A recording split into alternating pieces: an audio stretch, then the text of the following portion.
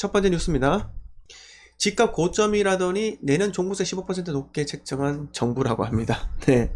집값이 둘 중 하나겠죠? 네. 둘 중 하나입니다. 집값이 또 올라간다. 네. 아니, 한국은행 총재. 네. 뿐만 아니라 우리 기재부 장관님께서도 집값은 고점이라고 자신만만하게 이야기하셔가지고 이 국민들에게 제발 지금 이 고점에 잡는 일은 없도록 협조를 해달라. 이 대국민 협조론을 지금 발표를 하셨지만은 결과적으로는 국정을 운영하는 이 국세청에서 국가 세금을 걷는 이 국세청에서 내는 종부세가 15% 높게 거칠 거라고 예상을 한다고 합니다. 참 진짜 이게 뭔 말입니까 여러분들. 이렇게 정부에서 엇박자 내고 실질적으로는 세금 걷는 데서는 기뻐하지 않겠습니까? 자, 여러분들 과태료하고 범칙금 있죠? 교통 신호 위반해서 범칙금 다 국고로 들어가요. 경찰서로 들어가는 줄 아시죠? 경찰 예산 아닙니다. 다 국가에서 세외 기타 세목인가? 그런 걸로 들어간다 하더라고요. 들어간다 하더라고요. 그래가지고 세금을 바짝 걸어요. 자, 세금이 필요하다. 이렇게 지시만 내리면 경찰들이 음주운전, 단속, 그리고 시속 원래는 시속 60km 제한이면은 71, 75는 되어야지 걸리는데 이제는 68, 67에도 걸려요. 그런 일이 발생할 수도 있다는 겁니다. 물론 팩트는 아니고요. 제 추론이면 추론. 그렇게 발생할 수도 있다 이거. 그런 거예요. 경찰청장님은 저를 고소하지는 마세요. 이런 말 했다 하더라도 그냥 이럴 수도 있다. 이렇게 음모론을 제기한 거니까요. 음모론을 제기한 겁니다. 자, 그런데 지금 국세청에서는요, 이 팩트가 나왔어요. 내는 종부세 15% 더 걷겠다는 겁니다. 더 걷겠다는 거예요. 얼마나 세금이 부족합니까? 정부와 여당이 내는 종부세 징수액이 올해 대비 15%가량 증가할 것이라는 예측을 나눴다. 왜 그럴까요, 여러분? 왜 그럴까요? 공시가 올린다는 거죠. 공시가 또 올립니다. 미친 거 아닙니까, 이거? 공시가를 계속 올려가지고, 여러분, 결국은, 이렇게 태양과 바람이, 나그네 옷을 벗기기 위해서 바람이 먼저 그렇게 태풍 같은 바람을 불었지만은, 결국 나그네 겉옷은 벗기지 못했습니다. 그러나 태양은 이렇게 따뜻하게 내려쬐니까 결국 나그네가 더워서 먼저 자진해서 옷을 벗지 않았습니까? 그쵸? 그런데 이 민주당 부동산 특별위원회가 지금 대한민국 부동산 정책을 좌우지하는데 지난 6월 종부세 개편안을 마련하여 국회 예산정책처의 분석을 토대로 올해 종부세 징수액이 5조 8,022억에 달할 것으로 전망했다고 합니다. 참 이게 그런데 당정이 내년 종부세 징수액 전망치 올해보다 15% 높여 잡은 것은 내년에도 부동산 가격 상승세가 계속될 것이라는 판단이 깔린 것으로 풀이된다고 해요. 홍남기 부총리 겸 기획재정부 장관 등이 나서 집값 고점 메시지를 냈던 것과 상반이 됩니다. 자, 만약에 집값이 하락하면은 그동안 냈던 종부세 혹시 뱉어냈나요? 환급해줘요? 혹시 환급해줍니까? 제가 좀 이해가 안 돼서요. 종부세 실컷 냈는데 집값 떨어졌어요. 그럼 환급 안 해줘요? 환급 안 해줍니까? 이게 지금 뭐 하자는 겁니까? 아니, 국정을 운영하시는 분들께서 이렇게 제대로 된 판단을 못 하시니 집값은요, 서울 같은 경우 내년에도 올라갑니다. 하지만 글로벌 수요가 아닌 지방은요, 전세가가 더 받쳐주지 못한다면은, 특히 입주 물량 많은 곳은요, 하락할 수밖에 없어요. 그건 팩트입니다. 역사 히스토리에서 증명이 된 거예요. 증명이요. 아시겠죠? 자, 이렇게 또 첫날부터 제가 이런 뉴스를 좀 드렸고요. 자, 국민 적금된 삼성전자 저가 매수 투자 매력 떨어져. 자, 평균 매수 단가 81,777원, 외국인 매도에 7만원 또 간당간당하다고 합니다. 자, 여러분들께서는 어떻습니까? 혹시 주식에서 보통 주식 투자하시는 분들, 부동산을 소유하신 분들이, 부동산 투자를 많이 하시는 분들이 주식 투자를 좀 많이 할까요? 제 주변에서는 부동산 투자를 열심히 하시는 분들은 또 주식 투자도 열심히 하긴 하는데 큰 돈은 넣지 않더라고요. 그냥 인생에서 소소한 재미를 위해서 넣던데 저는 그렇게 생각합니다. 부동산은 싫든 좋든 간에 보유를 해야 돼요. 최소 2년은 보유해야 되고, 세입자가 계약 갱신 청구권을 쓰면은 또 어쩔 수 없이 또 2년 더 보유해야 되죠. 세입자가 나가면서 실제로 거주하는 사람이 들어올 때가 가장 비싸게 팔 수 있는 게 이 부동산 시장에서 정설입니다. 네, 정설입니다.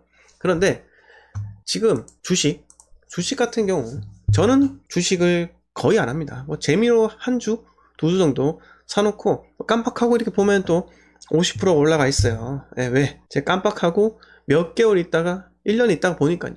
예, 그만큼 주식도 마찬가지로 장투하면 좋은데 하루하루 이렇게 그 시세가 변동하는 것을 본다면은 제대로 된 투자를 할 수가 없습니다. 자, 제가 한 가지 예로 말씀을 들어볼게요.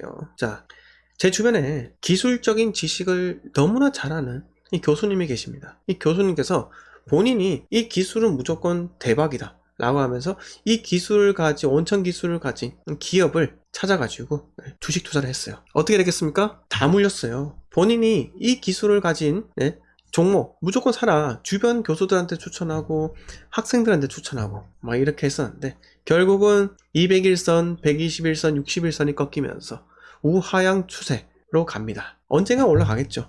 뭐 언젠가는 올라가겠는데, 그게 무서운 게 뭐냐면은 부동산은 우하향 추세로 가기가 정말 어려운 구조예요. 특히 지방 같은 경우는 IMF가 오더라도, 리먼 쇼크가 왔더라도 서울과 이 사이클이 달랐단 말이에요. 왜? 지방은요, 서울보다 아파트가 지어지는 시기가 훨씬 더 늦었기 때문입니다. 자, 서울은 언제 아파트가 많이 지어졌습니까? 1980년도 초반에 이 강남을 개발하기 위해서 대치동에 아파트를 엄청나게 지었잖아요. 엄청나게 지었어요. 그리고 86년 아시안게임, 88년 서울올림픽, 여기서 이 개발을 엄청나게 했다는 거예요. 글로벌 손님들, 글로벌 게스트들을 모시고 엉망의 서울 모습을 보여줘야겠냐고요. 그래서 뭐 올림픽 선수촌 아파트 뭐든 간에 이렇게 근사한 아파트가 막 들어서기 시작했다는 겁니다. 하지만 지방은요, 서울에서 그렇게 집을 지어대도 산업단지가 생겨나는 그런 제조업 도시 같은 경우는 90년 초반부터 이렇게 본격적으로 아파트라는 것이 등장하게 됩니다. 아시겠죠? 90년, 그래서 지방에 뭐 창원이나 그리고 부산 같은 경우는 좀 빨라요. 부산 같은 경우는 워낙 역사가 유구하고 6.25 전쟁에도 부산에는 피해가 없었잖아요. 그렇기 때문에 부산 같은 경우는 아파트가 80년에도 많이 공급이 되었어요. 하지만 뭐 울산, 대전, 창원, 그리고 뭐 인천도 마찬가지고요.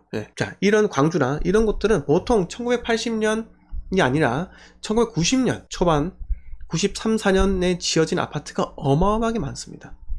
아시겠죠? 그렇게 어마어마하게 많고, 게다가 또 일기 신도시들이 또 이제 또 30년이 또 돼갑니다. 일기 신도시들이. 그래서 대한민국이 앞으로는 그런 6대 광역시의 이 재건축과 일기 신도시의 재건축으로 같이 투트랙으로 갈 것이라고 생각이 들어요. 저 같은 경우. 그래서 여러분들께서는 혹시나 내가 투자할 곳이 마땅치 않은데 라고 하면요, 현재 보유한 포트폴리오도 정리할 각오를 하시고요.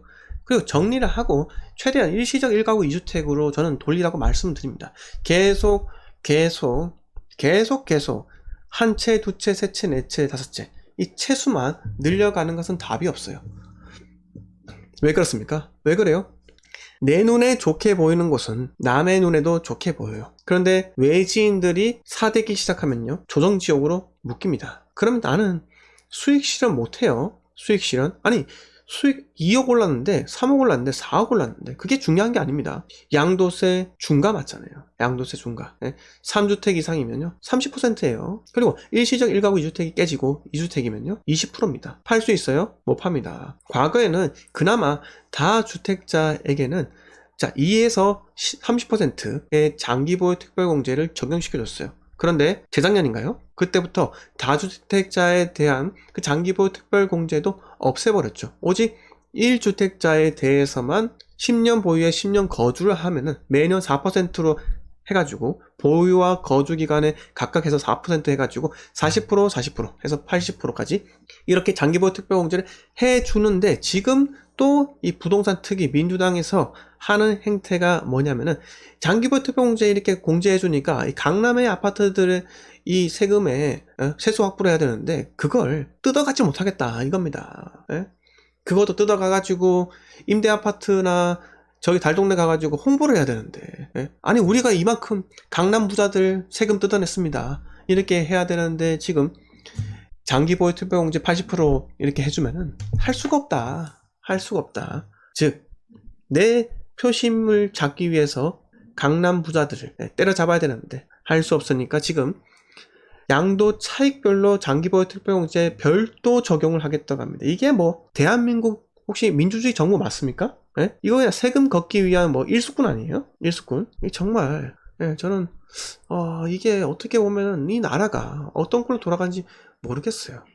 그 정도로 개탄스럽다. 이게 제 생각이고, 그리고 여러분 같은 경우는 뭐 삼성전자 이야기 하다가 이렇게 또 넘어왔는데, 자, 여러분들이 삼전을 96,000원대에 물리신 분도 계실 거예요. 그때 잡아가지고 10만 전자 간다 이렇게 한 사람이 있는데, 자, 제가 드리고 싶은 말씀은 이 세상에 무조건적은 없다는 겁니다.